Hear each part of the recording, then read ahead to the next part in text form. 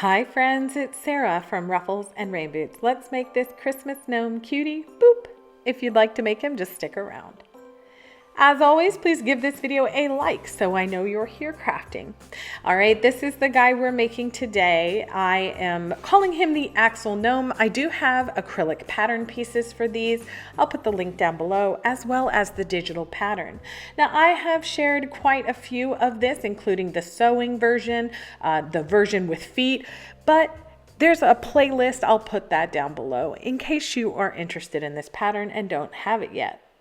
We can sew or glue this pattern, and this is going to be a video that goes very quick. I have a lot of people who love slow videos. I have a lot of people who love the fast sped up version. So basically you can see everything I'm doing here is already detailed, A, in videos on this channel, and B, within the pattern itself.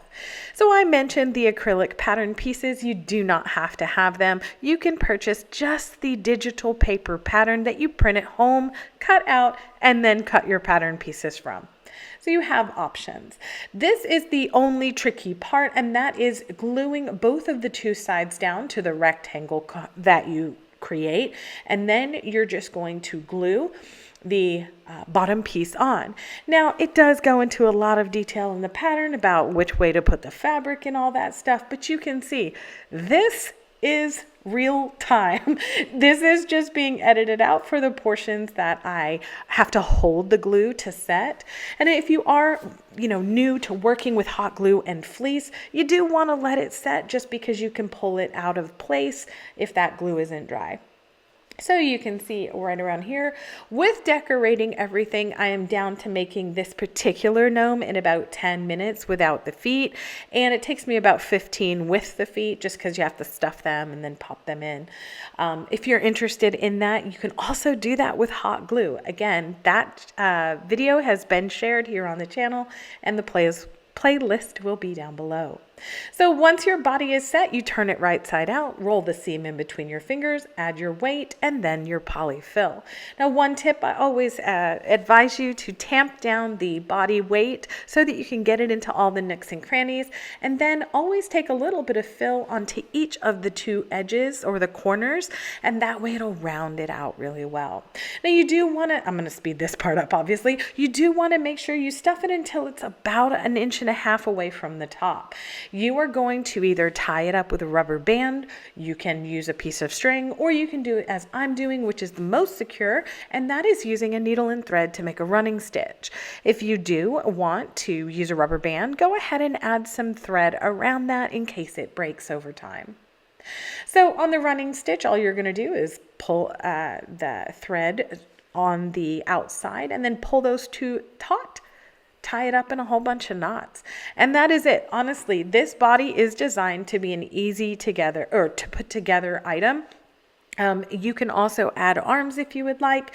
You can use my beard pattern in there, or you can use a different kind of beard. I've also shared how to make locks, wool locks. You can get those from Etsy, or if you have a farm nearby that may sell them. They're beautiful, and it makes your pieces stand out. So you can see here, I'm working on the wrong side of the fabric. Again, all detailed in the pattern. I'm just going to assemble the hat with the hot glue as well. You can absolutely assemble this with a sewing machine. I find that to be a lot faster. And if I'm making a whole bunch for charity or for sale, I do recommend a sewing machine just because you don't have to wait for the glue to dry. Once that glue has dried, I just use the tip of my scissors to poke out the little top of the hat. Now, the body piece up here, you're just going to cut that so there's about 1/2 inch left.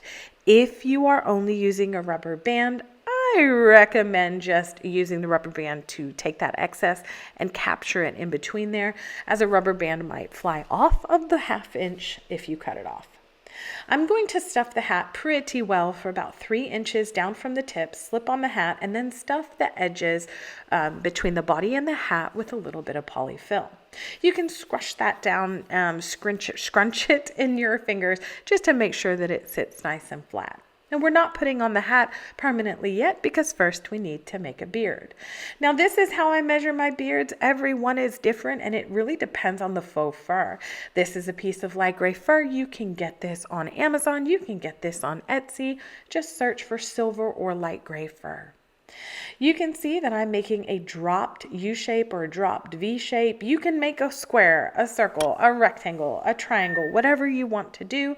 I just like the drop because it does bring that top of the beard down a little bit so we can not lose a whole lot when we're sticking it up right here. I just lifted up the front of the hat, popped down the beard, and then I glue it in place all the way around. Be sure to get the glue onto the sides as well because people tend to play with the beards. You got to make sure that thing is secure. I do use a little wood round for a nose. This one is 1 inch, but you can use whatever you want. You can make your own noses out of clay, use an ornament, whatever you want. And then I'm going to split the fur to the fabric backing, add some hot glue, and then press and hold this wood round in, squishing it down till I know it's secure.